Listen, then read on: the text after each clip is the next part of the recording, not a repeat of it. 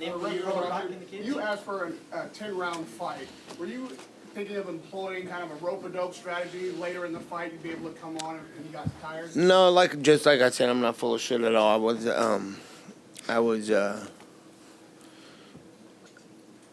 like, if you could fight 10 rounds or 3, what would you rather do? You had some success. What would you rather do, 3 or 10 rounds? I would rather do no rounds. Yeah, I mean, anybody though, right? Like, fuck, I'd rather have 3 rounds. I'm tired just thinking about it, but no matter how, I've always felt like that. No matter how many rounds my fight goes, if it didn't go my way, I know if it would have gone longer, I could have won. So I'm like, I want 10 rounds. And they're like, you got 10 rounds. Fuck, what did I do? You had some success. You had some success in these rounds. Some of these rounds were close. Do you feel like if you hadn't taken pauses, kind of clowned a little bit, that maybe some of these rounds you could have won, the fight would have been closer and gone your way? Yeah, woulda, coulda, shoulda. Nate, did anything he do in that ring in terms of his power or when he caught you with that shot that dropped, did it surprise you? Yeah, I didn't see that one, and I felt that motherfucker. I hop up and recover a little bit, and yeah, no. I know what I was coming for a fight with a big, strong, motivated, pumped up guy to take over the world, and nothing surprises me in this shit. Were you ever worried that he could continue that on and you were going to drop again, or you were like, nah, I got this, and you felt? No, he better. I just was like, he better. So I expected. Did you feel like you hurt him tonight at any point? I think I hit him with some good stuff, but and some good combos and some good shit. But I think I could have done better, and I think, like I said, woulda, coulda, shoulda. Hey Nate, what did you think of the crowd? They were cheering your name throughout the whole fight. Did you hear them in there? Yeah, I heard it get loud in and out, and yeah, you tell me. I gotta rewatch the fight. Nate, this I think was it a was very successful event for a real fight. What's next for real fight? Everybody's very excited. Yeah, what was the It was a question? pretty successful event. I heard the gate was the second highest in American Airlines history. What's next for real fight? Real fighting? Yeah, we're gonna do a show. We have plans to do some stuff, and right now we're gonna go home. We're gonna talk about it, and we're gonna figure out whether we want to do MMA or boxing, and then we'll see what they want to do. They said they want to do the PFL thing, and I think that if we want to do that, we're gonna have to co-promote and do real fight versus PFL, and I'm with that. My goal is to get rematch, and any art. What were you thinking when you got Jake in the guillotine? Oh, done deal. That was already that fight. In a real fight, this fight's over, and we're sitting up here with the win. But we were participating in a boxing match, and it was a good time. And now I know, because I was curious too. I was like, I'm gonna get in a boxing ring, and I know what I think, and I've trained my whole career boxing with pro boxers on the highest level, as high as I could get, and done really well. And I've never fought in a pro fight, so I think I'll whip all these motherfuckers' ass. But that's just what I think. Let's go in there and get a feel for it. It felt just like what I'd imagined. And what was the question? Yeah, I'll fuck up everybody. What's handing? In the cage, that little preview? Oh, the guillotine? Yeah, that was too easy. Yeah, it's too easy. And the takedown was too easy, too. I just fucking got to punch in his whole leg with in my chest. I'd be trying to take people down in MMA. They smash my head and fuck me up, and I get tired and all kinds of shit. I'd be like, this is easy to fight boxer in a real fight. Mike. That was rude. What did you think of just the promotional side of it? Like, what did you take away from it? What learning lessons are you gonna go home with? I learned a lot, and I watched a lot happen, and I know exactly what I'm gonna do next because I've seen all of it done more than anybody, more than the media, more than the fighters, more than the new promoters. I'm like, I know exactly what's going on here, what's the pros and cons after this week for sure. And they give their criticism on what I do in the media. Bro, we're trying to... It's all good. I'm just kidding. And I think it was a good experience, just like training with somebody to learn how to defend a choke or something because you got fucked up. So it's like, oh, we fucked up here and there and there. And they had that criticism on how I'm doing my promoting on my side. But every UFC or any big show that I fought in, that turned out to be the biggest shows, it was because I was doing what the fuck I do, and whatever the fuck I do, usually we end up being the highest gates and numbers and all kinds of shit. So I learned that I know what I'm talking about. Cocky ass motherfucker. Wait, hold on. Wait, would you ever consider continuing doing boxing? Is there anyone else that you would consider sharing the ring with again? 100%, yeah. And that's my that's what I was saying about the experience too that I just learned from fighting out there. I didn't know if these were fucking little ass the size of MMA gloves and everything. I didn't even get cut tonight. I get cut in every MMA fight I fight. I can box for another. I don't want to go get my, you get brain rattled by some good people, but What is like a name, anyone you would? I have nobody now, but I'm sure I'm gonna go home and hear criticism and see people fights and see. I'm gonna see all kinds of shit. So next week, get back to me. I'm sure I'm gonna have a list full of motherfuckers' asses to whip. Straight ahead in the plat. Right over here, Nate. Right? Nate here in the back, Marcos Villegas, Fight TV. Hey Nate, how did Jake physically feel in there? Easy to take down, easy to choke. Hey, nah, he did a good job, and he's a fucking athletic, strong dude, and he hits hard and fast. But it ain't nothing I ain't seen before. And I've trained with people I've trained with Mike Russell this camp, and he's the big guy. But these guys could throw down. It's good shit. And my follow-up is, did you notice a difference at all, you personally, between the four-ounce gloves and the bigger gloves? How did the punch? Yeah, that's what I was saying. I did. It just felt just like sparring gloves. I mean, obviously smaller, but way bigger and different than MMA gloves. I don't like MMA gloves either, though, because I can't land as good as punches, and it doesn't feel as good to land punches. So I like the 8-ounce glove. Chris Belcher, House of Highlights. Jake has been talking about fighting you in the octagon. Would you do that? And if so, how do you think it would go? Yeah, I think I kind of already said that. I think I would fight him, and it's easy to take him down and easy to choke him. He was talking about his wrestling credential the other day on in the interview, and I was like, what? How soon would you go about fighting in the octagon? Is that something you'd want to do soon, or just let it go? I'm not cut. 2, 3, 4 months. I'm ready to rock. After MMA fights, I'm cut to shit. My legs hurt and I can't walk, and that feels good to be okay. Congratulations on, for making it all the way and putting on a great performance. You mentioned, your cuts.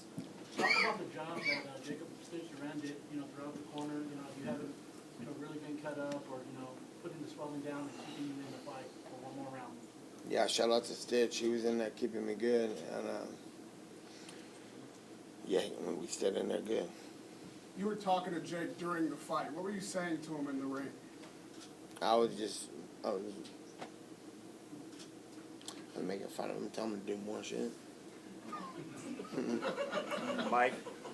How did you just feel competing at this weight? It's the highest you did in a fight. Did you feel like slower? I would have rather liked to stay smaller. Or if I went up to this way, I would like to have trained like I do, honestly, when I'm smaller. I was kind of I was concerned with getting bigger and shit, and I didn't think he was much bigger than me. I thought he was bigger than that, training for the fight. That's why I said I had big ass Mike Russell to train with. I was like, he's gonna be Mike Russell's size. Mike's like, he's huge. I was like, dude, the hell, but at least he's fast. I was like, why am I training with your big ass? Over there. Classes. Nate, how did you feel in the fight? Did you feel like you were winning the round? I feel like I should have done. Richard got mad at me because I wasn't training how I should have been training. I should have been throwing punches, keeping him on the outside, and doing a lot of stuff. Like I said in an interview, I'm not trying to make an excuse, but about a month back, I was trying to stay big, and I hurt my arm a little bit, and it was wear and tearing on my right arm if I was jabbing and doing a lot of stuff, so I would get inside and fight like a Mexican guy, smother their punches and get in there and make every sparring session a brawl. And I did that kind of for the camp, and that's how the fight went. And I think I should have kept on the outside, circled, and did better stuff. I know I pissed Rich off. He don't want me to say it, but he wanted me to keep on. I said I should have, but it's all good. There's no way I'm not gonna show up for a fight because of something like that too. You gotta go regardless. Like no matter what. So I plan on doing my next one if it's gonna be boxing. We're gonna work good and At the end of the fight, do you think you work like a small guy, not a big guy. Did you think you won the fight? Like at the end, did you think you did enough to win? Like, No, I didn't think I won. I knew he was when he got the knockdown and stuff. So I figured I won a good amount of rounds.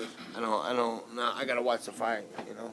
So, cause I know what I think and I know what it's probably. and then last one for me, do you think he ever really picked you up on the challenge to fight you in MMA? I know you spoke. Yeah, we're gonna see what happens with him. See if he really wants to do that. And if not, I'll be back in this hunting him down. Either way, it's fine He with said me. it would be $10 million to fight him in MMA. What would it take for you financially to fight him? A lot more. Yeah, we're gonna talk about it and fucking make sure everybody's happy for sure. A lot more than that. Just to elaborate on that, He's gonna hand me a little bit of money, like let's fight a win. it's not going to be 10 million. I'll tell you that. Your teammate Chris Avila had a big win. Can you talk a little bit about Chris Avila's performance? Oh yeah, I should have been talking about. And Alan Sanchez did a great job. He had a good fight. What did you guys think about Alan's fight? That was a war. Well, yeah, it was a good fight, and yeah, it was really good. And then Jose did his thing, and Ramos and everybody, and Kilo had a hell of a fight. He had a hard opponent too. My guys from my gym, dude, that I train with every day, they came in here and they all showed out. And I was over there at the gym a little bit earlier this morning and walking around throughout the day. And I was watching the fights on the phone, and every time something went, I'm all juiced up and ready to. And then I'm like, oh yeah, I still got to fight. Shit. Hold on 1 second. Back left corner. No, it's you. In the Shout tie. out to the team. In the blue tie. Shout out to the team. Love. Hey, you said yesterday, that this guy can't really fight. Has your opinion changed on that, in that regard? Yeah, well, I'm not trying to fucking talk shit. He's fucking boxing, high level guys, MMA, and he's sparring hard and working with good people, and then he starts talking shit to me throughout the camp, like. I come to the territory, and it's all is fair. Love and war, I'm always about that. Say whatever you want, that's fine. But then when you start making things trying to make things personal, saying shit he shouldn't be saying, that means so then it hurts people's feelings when I say this ain't a real fight, because it's a real fight. Remember Logan Paul, New Orleans? You know what I'm saying? No problem. This is not a real fight to be talking to me like that. This is a boxing competition. So that's what I meant by he can't really fight, So it's not overly disrespectful when, you know what I'm saying? Is there a pro Can't boxer? really fight. Don't be talking shit. What did you think? What'd he say? He basically said, like, not interested, and then he sent something to Sweetie, the girl who walked out with him on his round. Yeah, I don't what'd he say? One for Richard Perez. What'd he say? Richard, what did it mean to finally walk out? Nate? Fuck that fool. What? What did it mean to finally walk out Nate to a boxing match? It's awesome. I mean, I love the way he boxes. He got hurt, and so that throws you back. Wherever the level you're on, you have to slow it down. So your timing's off, and then he couldn't throw the jab very good, and that's why he got caught with the hook, because he threw it and dropped it. And then before that he hurt his knee, but it's all good. He's not going to quit. He's not a quitter. Nate, sorry, were you aware that you're a victim of the Drake curse? He put $250,000 down for you to beat Jake Paul. Seems as though, as you know, everybody he bets on seems to lose. Are you aware of that? Yeah, whatever. Shout out to Drake. Love for the love. I appreciate it. And you know what I'm saying? What the fuck? Hey, we'll break that curse. 2 more questions. What's Is happening? there a pro boxer? Fuck a curse. Is there a pro boxer that you'd like to watch, and is there a style that you'd like to teach Nate if he continues to go forward in boxing? I like Mike Tyson. Ooh, yeah. Is there a style you'd like to teach? I like his style. When he's not hurt or anything, he's awesome. He's a good What do you call that style? Well, how would you describe Nate it? Diaz style. Sick. Dope as fuck. Last question. What's hanging? Question for both of you guys. You guys sold out the building, record came. The crowd was obviously almost one-sided behind Nate tonight. Your career obviously isn't over, whether in MMA or in boxing. Real Fight has their own promotional show. Yo, turn it up. Man, P. Let's go. Dan. Hey, who had that button? Hit it in 3. That was perfect timing. Man, fine. We'll catch you next time. With as big of a performance as it was for both Nate and Real Fight tonight, would Dallas be a market you guys want to return to in the future? Is that for me? For both of you guys. I'll start, absolutely. I mean, we got so much love here all week. I mean, from the beginning, as I said before, we've been to other boxing shows similar to this, MVP shows that were great opponents, but nothing like this. This was an event. This was a boxing show, and it was sold out and it made news. And I asked you, who did Make News become? I mean, great co-promotion, but it's because of what Real Fight's doing. It's because what Nate's doing is the power of him. That's why the crowd was the way it was, and that's why the build-up is the way it was. That's why the social media was because of the way it was. So, you know, I'll let Nate answer too, but, you know, when he said we're here to take over, I mean, this is what it looks like tonight. So we're here. So just following up on that, you know, there were tickets available for the UFC event. There were none left here. It looks like we were selling, or this event rather, we're selling at something like 450% higher or something like that than the UFC. What do you think it says about Nate's draw power that the UFC was not selling out while he was somewhere else and it was? I don't think it's a competition. You know, I think both organizations can do really well. Got a lot of love for the UFC. You know, and tonight was, you know, a great night with a long build-up for a fight that people wanted to see. And I think everybody can coexist, including Real Fight, on the grandest stage. Thank you. All right, we're gonna go. Hey, shout out to the team, Jose Guao, Romulo, Kilo, and Real Fighting, Chris Avila, Alan Sanchez. Shout out to the team, and I appreciate the Nate Diaz Army, everybody coming rock with me. It's love, and shout out to Clarissa Shields and James Tony. West Side. So, peace. Held back, maybe because you didn't want to like leave it all there just in case. What was the strategy there? Yeah, look, my motor was running hot, and I was punching him hard and hard and hard, and he wasn't going down. He was standing there, and so I didn't want to burn out and then let him catch a wind and come back with something. So I was being patient, being smart, and was looking for the kill, but at the end of the day, he withstood a bunch of big punches. So. Jake. Hey guys.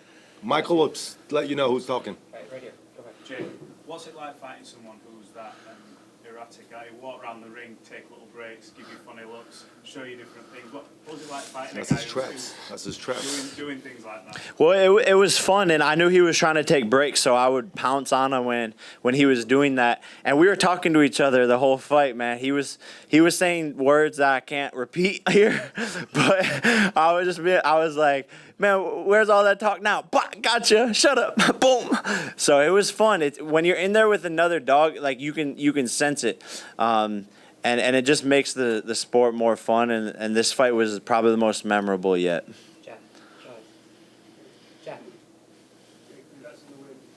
Do you feel a sense like a weight has been lifted off your shoulders now? You've got back in there and you've got back in the ring? For sure. Yeah, there's this like pressure off, and I know that I'm meant to be here, and I did exactly what I said I was going to do, which is when I lost, I came back and got better and showed the world how to lose on the biggest stage and come back and then win on the biggest stage. And it just goes to show for anyone out there that's losing, it may be a boxing match or maybe in life, take the L on the chin, get up the next day and get back. And Listen, don't stop. That split decision loss was the best thing that could have ever happened for Jake Paul. Because had he had won, nothing probably would have changed. He would have continued with the same team, with the same regiment, with the same focus. So in my mind, that loss has really resulted in him being a much more dangerous and much more high probability of becoming a world champion. You agree? Yeah, the loss seriously was the best thing. It set me on the path that I was supposed to be on, and you can't cut corners in this sport. And I was in the gym the day after the loss, flew back from the Middle East and was in the gym every single day up until this fight because I knew I was going to get back and come back stronger. Chris Belcher, House of Highlights. A couple days ago, I asked you to rank your opponents. Where would you rank Nate and also Was it a surprise for you seeing Logan come in, and what did he tell you when he showed up, and what did that mean to you? Man, it was just crazy that my brother was there, and when his energy entered into the locker room, everything felt perfect, and just felt like this was gonna be our night, and I was just having fun, and that was the missing ingredient, in my last fight. Now I'm having fun back on that side of things, and Nate was the toughest person I fought yet to date, so for sure. Jake, what's one thing that you took from the Nate Diaz fight, which you thought you knew going into it, but then in the fight it surprised you? One thing I took from it, I think the confidence in knowing I can go 10 rounds with nonstop power punching is really great experience, and I'm just getting more and more comfortable in the ring and learning to box, learning to slow things down and see things vision clearer. So that experience is priceless. Go ahead over there. Jake, Conor McGregor actually tweeted, he didn't say anything about your performance, but he did insinuate he was watching because he made a comment to Sweetie. Let's talk a bit about where that maybe falls on the grand scheme of things. What did he say? Huh? He said, fuck this, Sweetie, what's up? But I'm saying he's obviously watching. Where does that fall in the grand scheme of things in your career, having a fight against Conor? I don't care about that guy. Yeah, he needs to go to rehab. I want Nate in MMA. I want more professional boxers, and I want Canelo. Over there, go ahead. Thank you, Jake. So, all week you were great. We saw you in workouts. We saw you at the press conference. You said that you've done new things in training. Can you talk a little bit about your work with the Kronk and some of that stuff and how that helped you in this fight? Yeah, man, that Kronk attitude, that third brought to the gym every single day, and it was really that balance, that footwork, and not letting me make any mistakes. It was a game changer, and he pushed me hard with the punches and power punching and 20 rounds, 25 rounds, sparring more and more than I ever have before, and that's what prepared me to go 10 rounds with the absolute warrior. Do you think that Nate was surprised by your power when you knocked him down? For sure, I could see it the whole fight. In the first round, I seen his eyes light up, and he was like, okay, they talk about this kid's power, but when you feel it, it's different.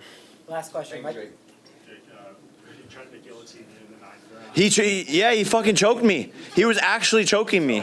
No, he was actually choking me. And I was like, oh, this is crazy. I didn't think he was going to stop, but he had it in. Because obviously I'm not going to try to defend it. But yeah, like, it's just funny.